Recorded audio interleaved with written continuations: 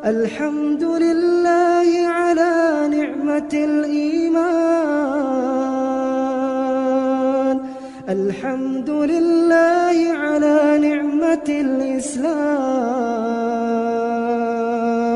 الحمد لله على نعمة الهداية.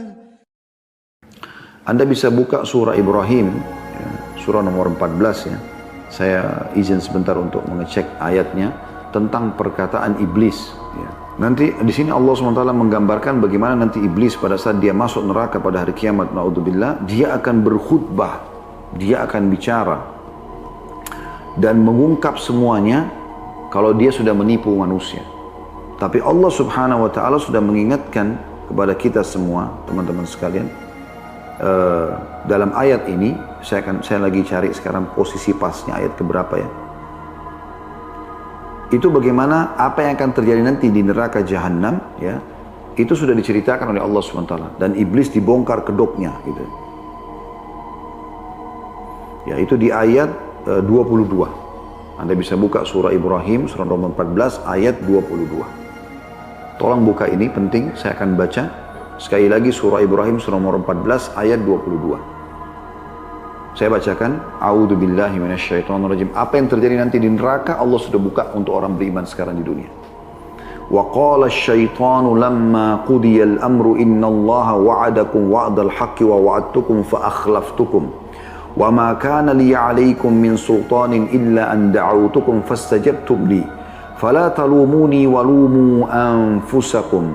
Ma ana bimusrikhikum wa ma antum bimusrikhi inni kafartu bima asyraktumuni min qabl innadh zalimina lahum adzabun alim. Dan berkatalah syaitan tak kala perkara atau hisab telah diselesaikan.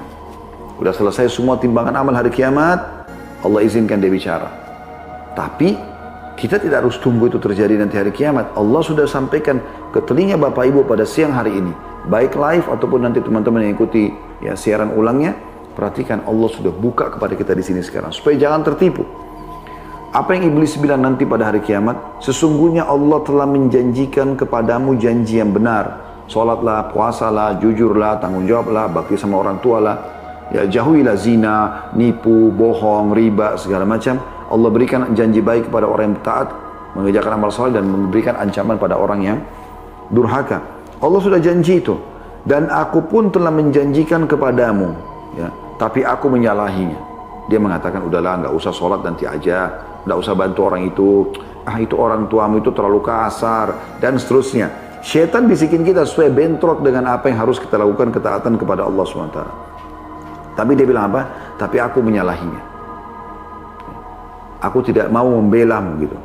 Sekali-kali tidak ada kekuasaan bagiku terhadapmu. Perhatikan ini.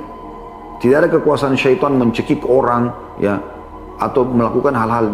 Apa yang dia bisa lakukan? Tidak ada kekuasaan bagiku terhadapmu, semua individu manusia. Melainkan sekedar aku menyeru, membisikkan di kuping atau dalam hati. Menyeru kamu, lalu kamu mematuhi seruanku. Tidak usah sholat, tidak usah bantu, tidak usah begini. Oh, lakukan aja, nggak apa-apa, masih muda. Begitu. Cuma itu saja, nggak lebih daripada itu. Syaitan nggak akan pernah menjelma jadi wujud dia yang asli. Tarik tangan kita, kau harus berzina. Kalau nggak, saya akan bunuh kamu. Kau harus mabuk. Kalau nggak, saya akan bunuh. Tidak akan pernah terjadi. Ya. Oleh sebab itu, ini syaitan bilang, iblis mengatakan di neraka, ya, janganlah kamu mencerca aku, akan tapi cercalah dirimu sendiri. Seakan-akan syaitan bilang, bodoh bener. Kamu kan yang ikutin aku. Jangan salahin aku dong. Nah, gitu bahasanya. Aku sekali-kali tidak dapat menolongmu, dan kamu pun sekali-kali tidak dapat menolongku. Sungguhnya aku tidak membenarkan perbuatanmu mempersekutukan aku dengan Allah sejak dulu. Bisik-bisik aja. Ya. Sesungguhnya orang-orang yang zalim akan mendapatkan siksa yang pedih. Perhatikan, iblis akan mengatakan ini kepada para pengikut-pengikutnya yang akan masuk neraka bersama dia. Nah, ini kan penipuan luar biasa gitu dari iblis itu sendiri. Jadi sadari teman-teman sekalian. Ini riwayat yang pertama tentang bagaimana permainan syaitan itu agar merusak seseorang dan jauh dari iman kepada Allah Subhanahu Wa Taala, dan harusnya dia bisa menerima takdir Allah dan tidak perlu dia takut kepada syaitan. Allah suruh kita jangan takut pada mereka, gitu kan. Riwayat yang kedua tentang masalah meteor tadi. Alhamdulillah Allah ingatkan. Pernah satu waktu di zaman Nabi SAW dalam riwayat sahih terlintas meteor. Anda pernah lihat meteor terlintas gitu kan? Lalu Nabi SAW tanya, apa yang kalian bilang di masa jahiliyah dulu tentang hal yang seperti ini? Kata mereka, ya Rasulullah, kami menganggap kalau lewat meteor begitu, berarti tanda di saat itu ada satu tokoh yang akan jadi tokoh nanti ke depannya lahir, atau ada satu tokoh masyarakat yang wafat.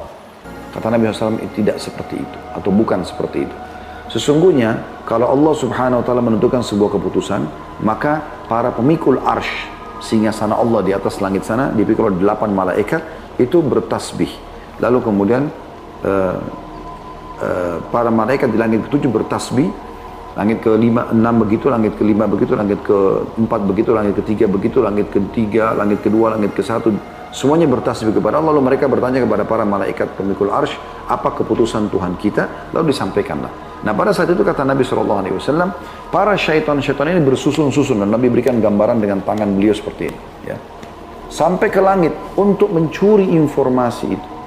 Untuk mencuri informasi itu.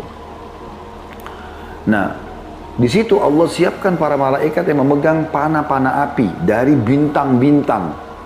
Jadi bintang itu diambil, Allah sebutkan dalam surah Al-Mulk, ya, ayat 3.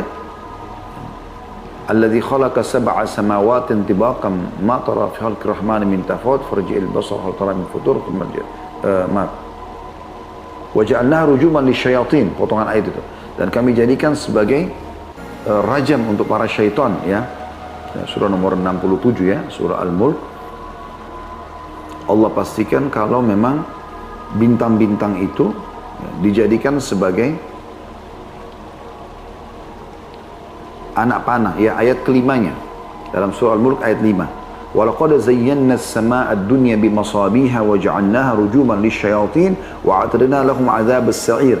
Sesungguhnya kami telah menghiasi langit-langit yang dekat, maksudnya dekat dengan bumi, Anda bisa lihat, kita bisa lihat semuanya dengan bintang-bintang, dan kami jadikan bintang-bintang itu alat-alat pelempar syaitan. Perhatikan, dan kami sediakan bagi mereka siksa neraka yang menyala-nyala. Jadi Nabi SAW mengatakan meteor itu adalah bintang-bintang yang dijadikan sebagai panah-panah api untuk memanah syaitan-syaitan tersebut. Banyak di antara mereka yang mati terbakar, tapi ada di antara mereka yang lolos. Lalu yang lolos itu membisikkan apa yang mereka curi informasi dari langit tentang kejadian apa yang terjadi di bumi besok, ya.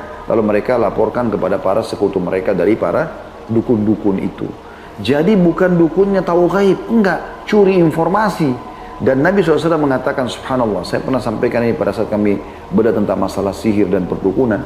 Kalau teman-teman dukun kita ini semoga Allah berikan hidayah, terutama dari kaum muslimin, agar mereka kembali. Kalau mereka dengar hadis ini, harusnya mereka terengah.